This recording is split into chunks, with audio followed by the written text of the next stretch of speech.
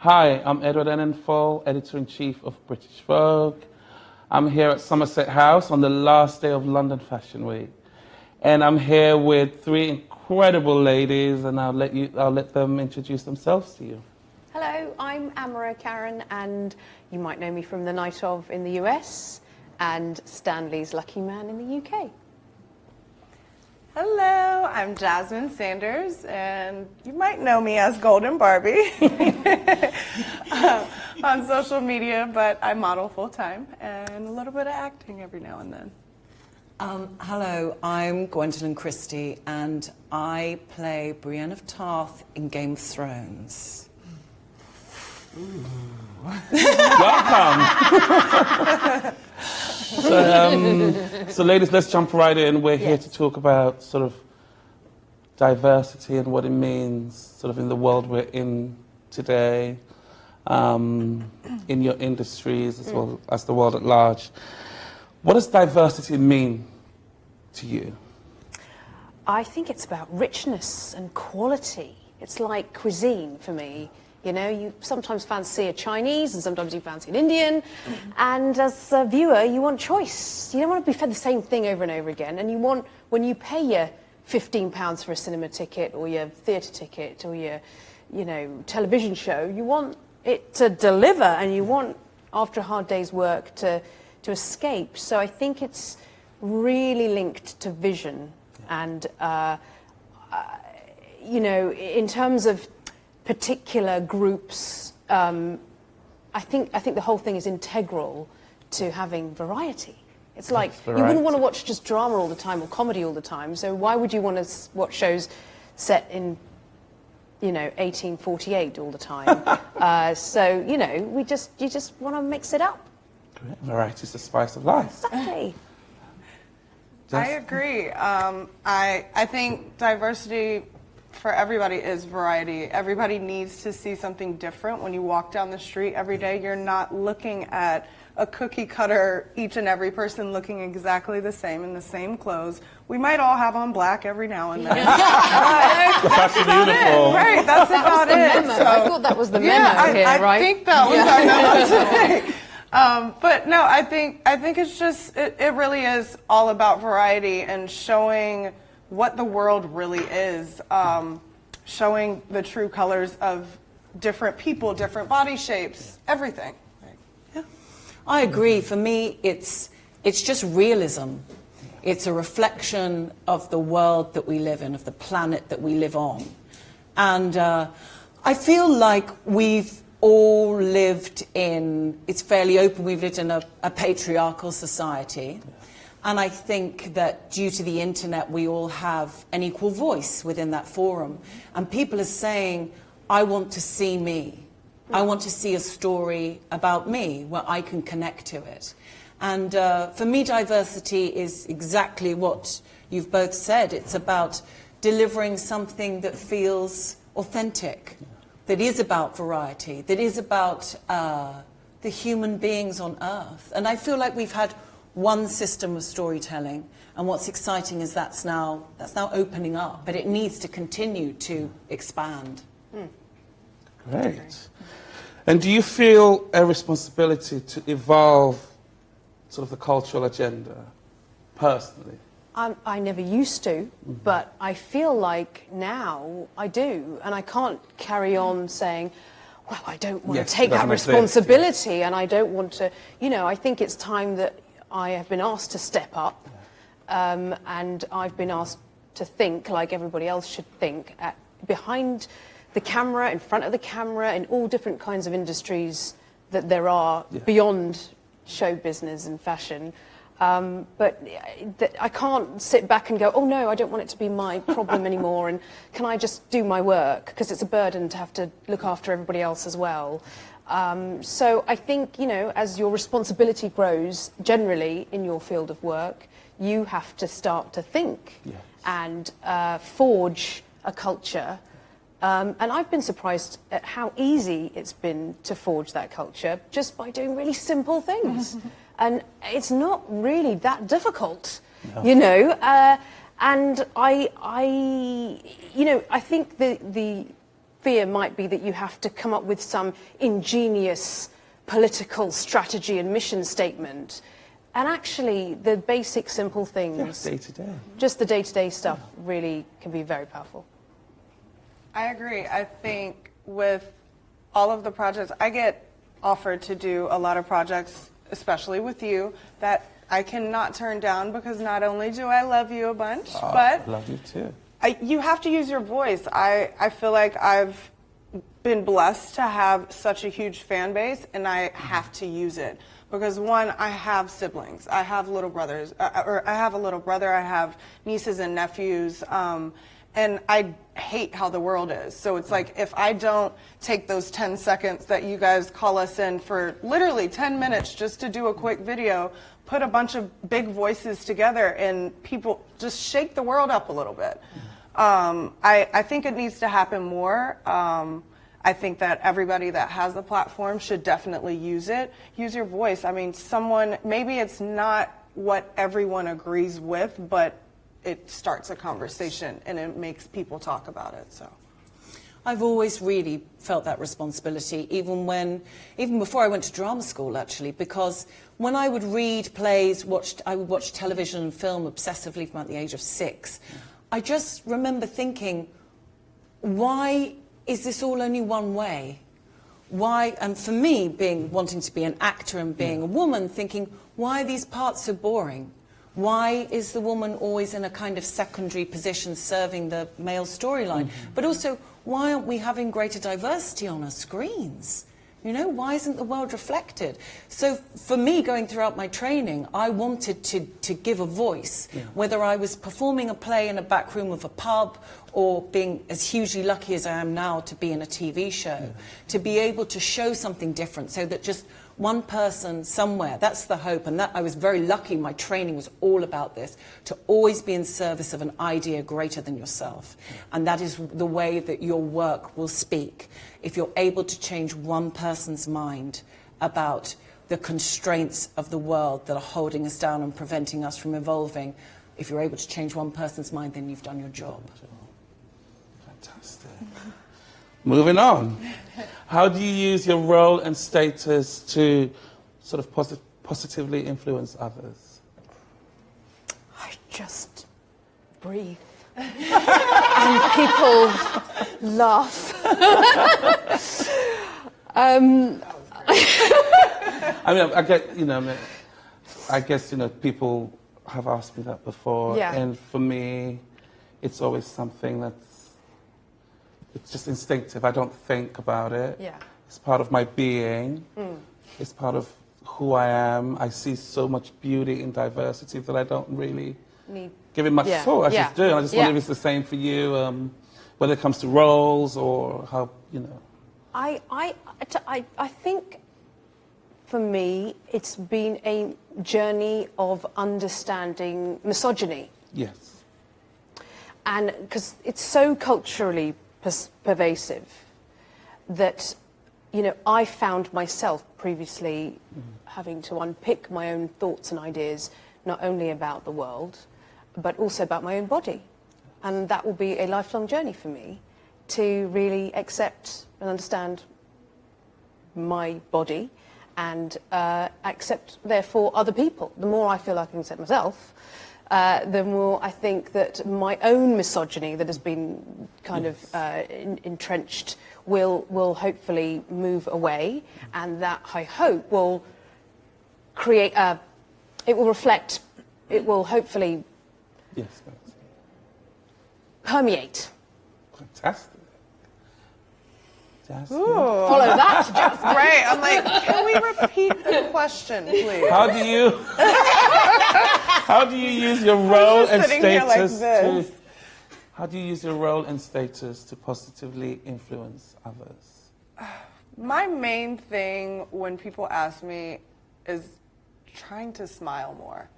I think that I'm always the face that everyone looks to have, like such a straight face. Don't smile, don't do anything. But honestly, when I can just post a photo and say, hey, smile more, take your makeup off and breathe, Like, you're human. Have a good day. Simple. Like, it's that simple. But it's like we said. Like, it takes 10 seconds to do a simple post and let those people know that you're just as human as they are. You know what they're going through, whether it's dealing with, like, and this is going all over the place, but I told you if I rant, hit me.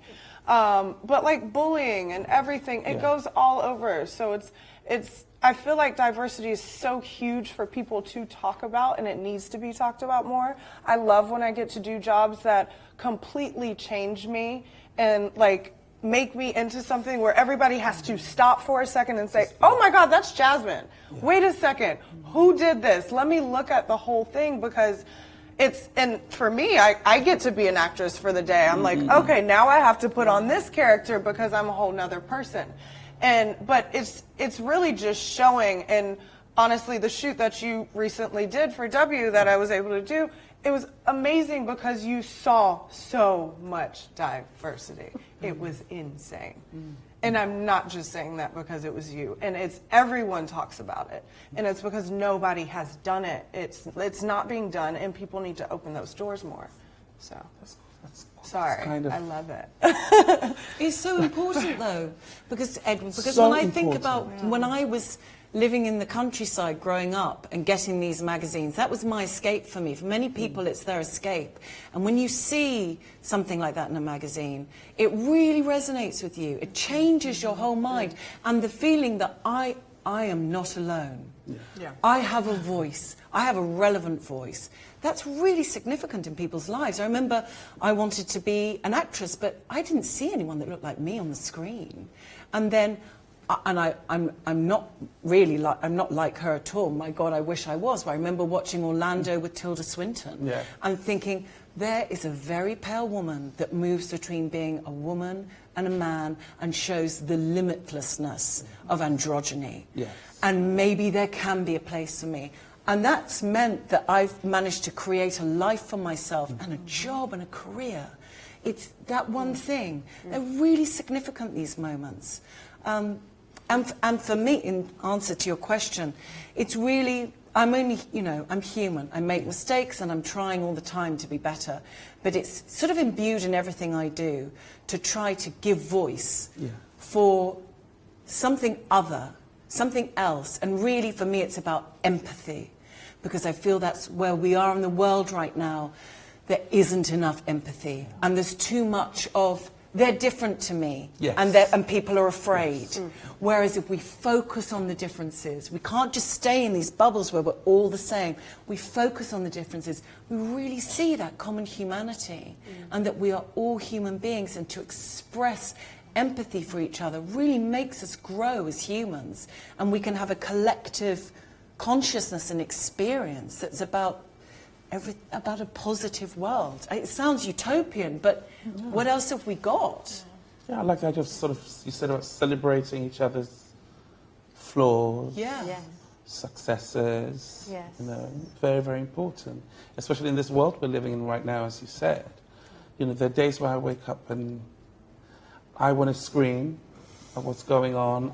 I can't believe the injustices, but I know that it's better for me as a person to go out and try and find a solution. How can we move forward? How can I get through this day? How can I let that little kid know that it's okay? It's going to be okay. I think that's very important for me every single day.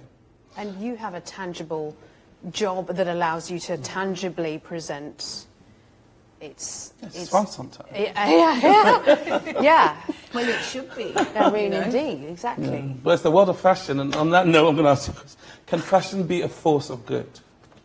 Go for it, Jasmine. Jasmine. I think it definitely can, but it takes the good people in fashion to make it happen. I'm like, if we sit around, like I said, if we sit around and we don't do it, and we're not testing the envelope and being creative and like just showing what the real world is. Yeah, put us in fancy clothes. It might not be a name brand that everyone can afford, but put us in those neighborhoods. Put us in there, like their looks, like make us look like the people that are really looking at these magazines every day.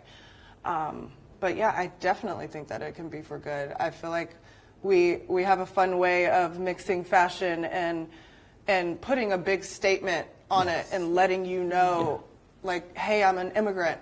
Yeah. But you see each and every face. I love when you guys do the flips of each person in black and white because it shows the rawness. It shows the realness. So that's me. And I think beauty is really important. Yeah. I think, and that can be a million different things. Yes. That can be everything.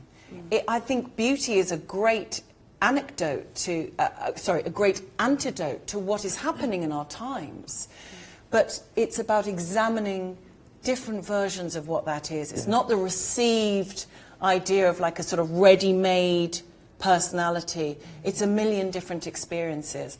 And I think when fashion is supported very much creatively rather than focus on commodifying it, you know, if they dehumanize you, they can commodify you. If you are supportive for your creativity, then that can grow and touches people. It's about spirit, it's about soul. Fantastic. And then we're going to move on to social media. Do you think the internet has had a positive or negative impact on the younger generation, or both? Gosh, I know, that's heavy. I mean, okay, I'll take that question. Be honest, girl. When we were growing up, she could feel it. She could feel it. She could feel it. Talk about it. Yeah, but you were sorry, Ed. You were going to take it away. Go. From my point of view, I feel the younger generation that due to sort of social media, they like the idea of truth, I think. Yeah. I think they like the idea of authenticity. Yeah. And they can tell. And they gravitate towards people who are that. So, what do you think? I think it can empower people who have small businesses or small projects or small programs. So in that way, it's a great democratizing force for good. And it actually is great for the feminist agenda, because it, again, can put power back into people's hands and allow them choice to live different types of lifestyles, to be self-employed, to work full-time. It just gives you more choice, I think. It can be a tool that gives you more choice. And, so I think, technology in itself is not evil. It's how you choose to use it. So there. But generally... I'm not a fan. It doesn't give me an orgasm, and so therefore I'm like, what are you all doing? You know. So it's quite refreshing. Actually. It's what? It's quite refreshing. It is. Okay, great. Well, meanwhile, I'm like, I need to. I'm a slave to it. No. Have I taken the right picture now? I haven't shown anyone my outfit. I'm going somewhere later. Listen, I'm a hypocrite because I'm on social media. But I always turn my phone off too. So I get it. But tell us. I think it's good and bad. I think because it gives you power, you have to watch it. Because and this is one thing that I learned growing up, and my parents, thank God they told me this a million times, watch what you post. Because once it's up, and that's not just for your followers or whatever to see and comment and say something negative or like it or whatever.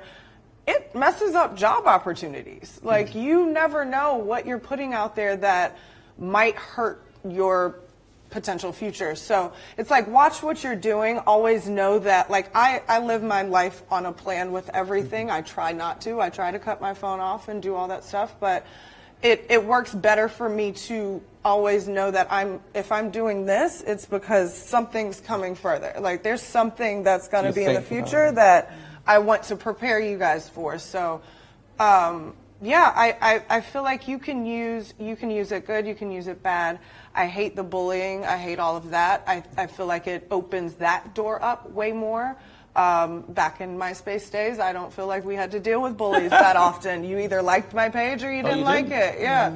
But now I feel like it gives you the open opportunity to let bullies just say what they want, and you have to watch it. And at least for me personally, I take off any negative comments if I see anything, and that's whether it's regarding politics, judging one another, judging me, because then the next person feels like they need to make sure I'm okay, and then they end up fighting each other. It's, if you can delete the negative, take it all out, take it all off of your page, and just watch what you say, because you never know what could come from it.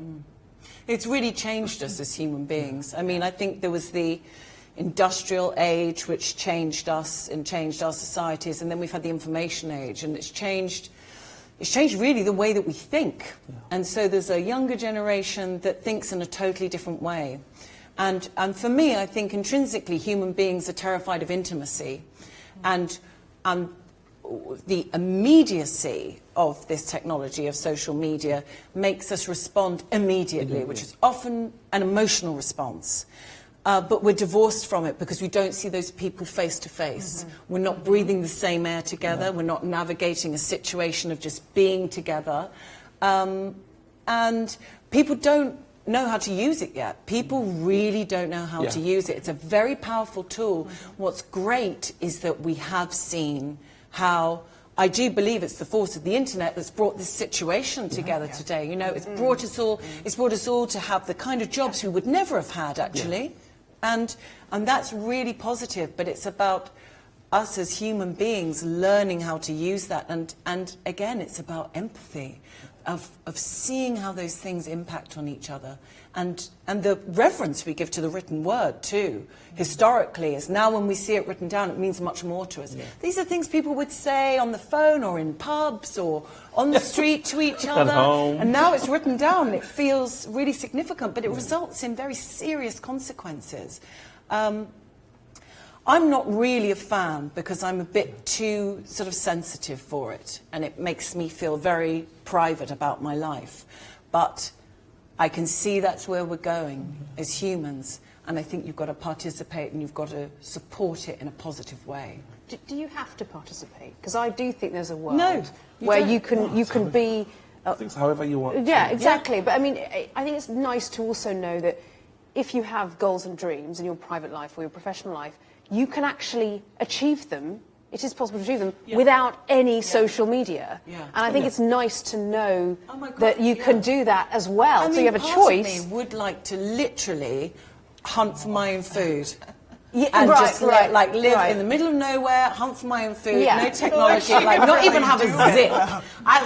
That's how part of me feels. But you know, the kind of industry I'm in, that's not going to work. That's not going to work for my job. So it's about finding my own balance within that. But you're right, you don't have to. I do think you can be an actor and not participate in social media at all. You can a very successful. Exactly. So it's you can live in the field without the zip, Gwenda. It's very refreshing. I know how to speak to your agent. When somebody does it. Isn't that great?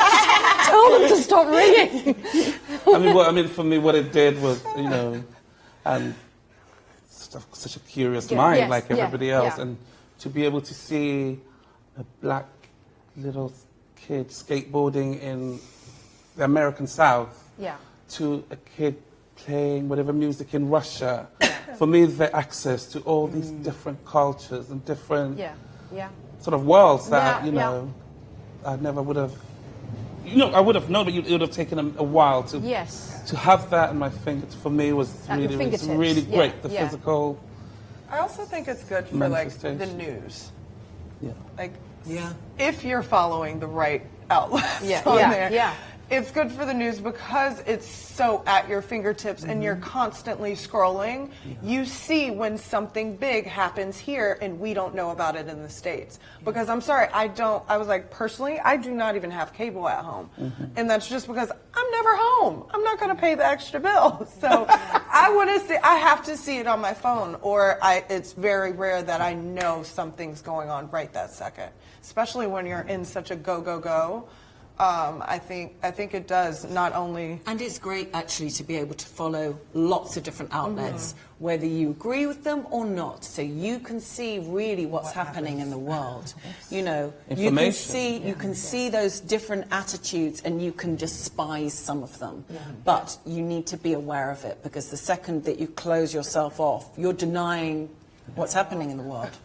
I've denied. Yeah, denied. Just deny it. It's easier. Daily. I still deny. I don't want to know the news. It's horrible. On a lighter note, Yeah, tell me. what advice would you give to your younger self? Knowing what you know today. Masturbate more. Okay. Okay. Because if you don't fill yourself with love and pleasure, no one else is gonna. Who will? Girl, my goodness. I mean, I think why you not? need social media. Why not? I mean, can you see why I'm not No, on I don't social get it. media? But you know, it's such a physical thing, and it's so important to feel yourself. Yes.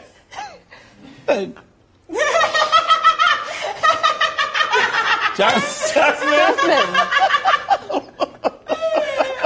Gwendolyn. Woo. Okay. I was like Same. really Same. thinking about this question hard, and I feel like you just went just straight to nailed the it. point. I went straight to the truth, you might say.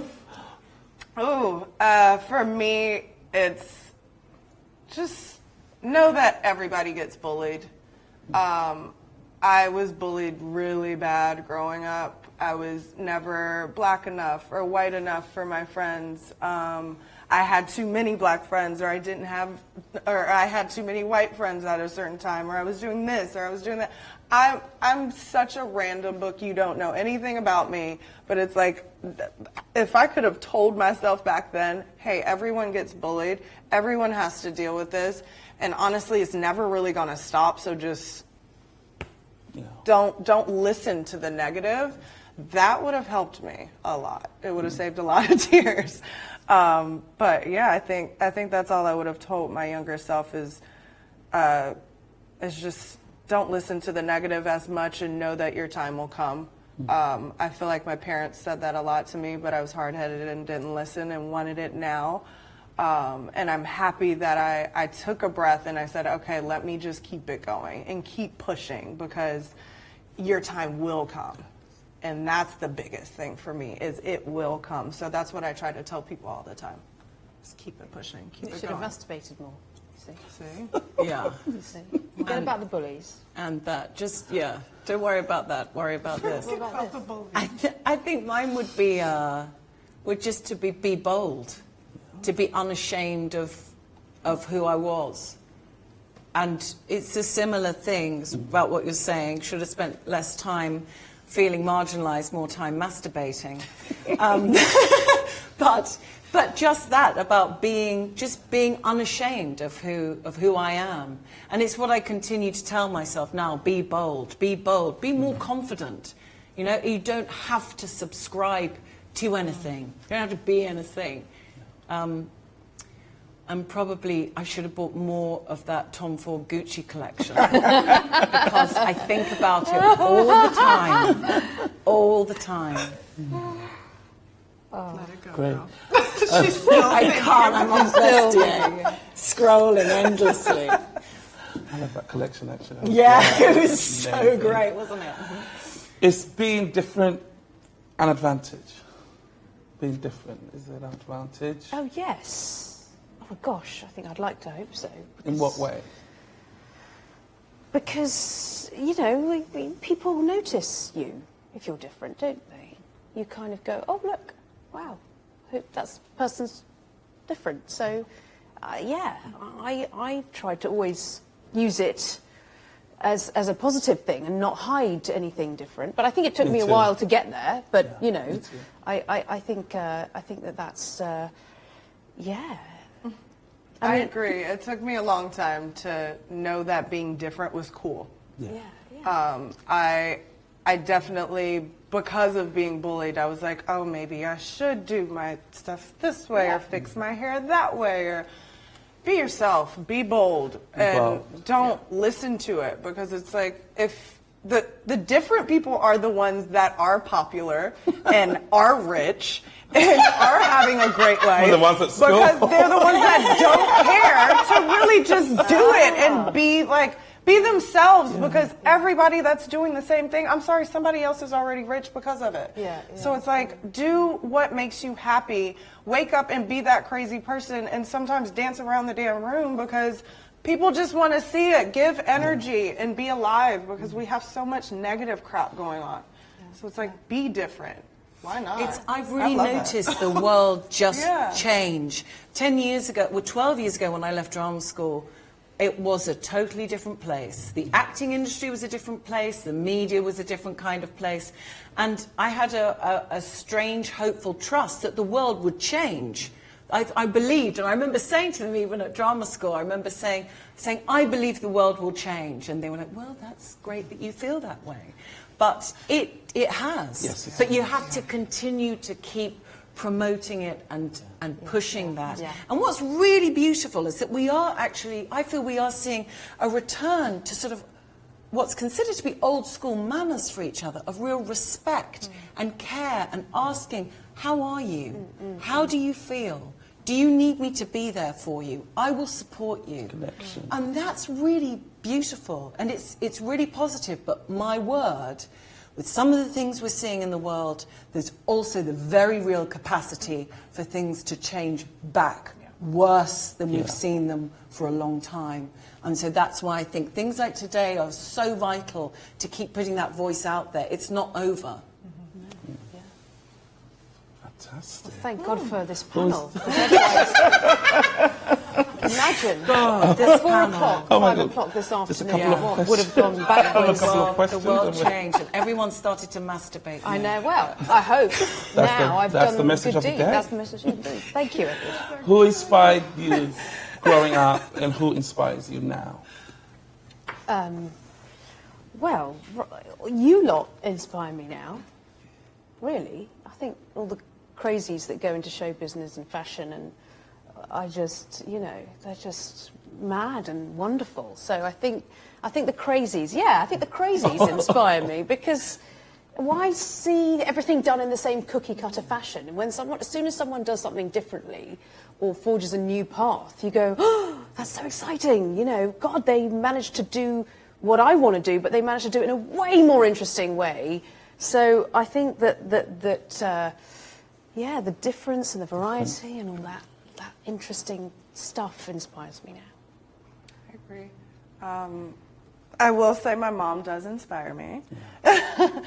But no, it's so much that goes into photo shoots. I'm sorry, why am I drawing a blank? Movies and TV shows, sorry. It's so much that goes into it, and really what's been inspiring me lately is the team. The big team that puts all of it together, the ones that are sitting around trying to figure out how they want our hair, our makeup, our outfit, if it needs to be tighter or this or that. Like, I just went to a fitting, and the show was the next day, and they were literally putting the sleeves on, and I'm like, they inspire me, because they're working like crazy, endless hours, to be creative and to do what they want, that they love so much. I wore a very beautiful piece down the runway, and when I got off, the sweetest thing was when the girl came to me and she literally said, "Thank you so much for wearing this." Wow. And I said, "Are you kidding me? Can you do me a favor and thank all of those women that were in there, like a sweatshop, getting this done so that this could be a moment, so that people could look." So it's like, even that's for fashion, but it's take fashion, put something powerful with it, and make that happen. And I feel like it's those huge teams that take those crazy hours out of the day the unsung to hero. make that to make that message. It's an amazing feeling, actually, about creative teams. It's because it's a group of people all working together for one Giving vision and giving everything for this moment of creativity. I was inspired, I was heartened, I think that's a better word, by something as sort of flippant as some of the winners from the Emmy Awards recently. To see that change, that really, I was heartened by that. And to see Lena Waithe win an award, who I think is the first black woman to win a comedy writing award. I mean, how overdue. It's so overdue. Because black women are funny. But also, I know. but hearing Elizabeth Moss saying about The Handmaid's Tale, it's very simple about working with women. You just employ them. That's what they did. Right? All the simple things you were talking about. Just employ them. And it's actually very simple. It's very simple to look beyond what's been considered as one mode of what it means to be successful, which has always alienated me. I've always thought I can't be part of that club. That feels so narrow, you know? Absolutely. I can't, there's no way that I can compete in that, so I'll just stay outside of it. Pave your own way. Well, it's, you know what, it's easier, it's been actually more fulfilling, and it's felt more authentic for me to say, I can't change. And you know what? I don't want to. Yeah. And that brings me to the... Can I just echo that is a big deal? The fact that we have more writers, female writers, black female writers, because I think that particular group, for me, is invisible to my eyes at the moment in theatre, film, television, for women of colour. Particularly black women, dark-skinned black women, I'm just sort of I'm getting my binoculars out to find them. I guess that's why Shonda Rhimes is so celebrated. Yes, She's absolutely. opened up a whole exactly, world. indeed. So that is a big deal. I have to say that's really exciting. So it is an exciting time. I hope that all of this chat has actually, I feel, translated into tangible things. Today's chat has definitely it's definitely you wait. changed things. You wait till tomorrow. You wait till tomorrow. Last question. In a sentence, what lesson would you want the next generation to know? Why do I always go first? Because you're sitting next to me. Just please. The most important question for this whole generation in front of us. Yeah. What would you pass on? Maybe just to chill out, to relax. Everything's so important now. I just would love to see the innocence come back into creating without the high stakes. You know, now you have to mount a show or edit a magazine or, do a fashion show, and the stakes are so high because there's just obviously so many possibilities. But I think you can also get a bit too stressed with all of that. Be a bit stressy. Great answer. So chill out. Mine's the one I always say, and it's smile more. And I only say that because if I walk, and this one thing I love about New York and the old men there, when you're walking down the street, if you don't have a smile on your face, there will be at least one old man that will say, "Why are you so angry? Like, smile, lady. Like, what is wrong with you?" And I'm like, but I love when they do it, because I'm like, shit, why am I not smiling? I have no reason not to smile. And that's why girls hated me in high school, because I would walk down and just mug down to my class. And it's because I have just like a resting bitch face, sorry. But that is exactly it. Smile more and laugh a lot more and dance and have a good time, because honestly, when I started just not caring, that's when I really started to feel like I knew who I was. And I'm still working on it. But she's becoming a pretty damn good person. And it's because I can feed good energy to other people. And if they're doing it to me too, I can't help but laugh and smile. So just share it. Share a smile back to somebody. Make somebody laugh. I'm going to smile more. You make me laugh all the time. You don't, I'm gonna smile you don't more. even need to. I think mine would be have empathy. I think it's just really important. For me, that's kind of at the basis of everything. It's being sensitive to other people and to literally put yourself in their place. Because it's too easy to get caught up in everything, me, and what's happening in my world and my sensations and my feelings. Absolutely. It's more fun, I think. Imagine what other people I will are. say one thing you said earlier, asking somebody how they're doing. Yeah. It's a lot of my friends always think I'm so weird because I will literally text, "Hey, how are you today?" And they're like, "Okay, what do you want?" And I'm like, actually, I never really want anything unless it's like company. I just want you to come hang out. But it's she's like, you need a friend. But no, it's really ask that person how they're doing because you never know, especially when you get on the phone, you never know what's going on with their day. And and I screwed up recently. A friend of mine had some stuff going on in their life. And I was just like, they were like, "I gotta go right now." And I was just like, "Bye, fine." And they wrote me and they were like, "Babe, like you have no idea what's going on right now. Just like pause for a second." And I was like, "Oh shit, be human, stop. Like stop for a second because there are times when I need someone to ask me how I'm doing." So it's like, ask that person before you start that conversation because it might really like help the situation. Take a breath. Yeah. I'm like, thanks for the reminder. I'm always trying to remind myself that you just take a breath. Yeah. Thank you, ladies. Thank you so much for doing this. Girls.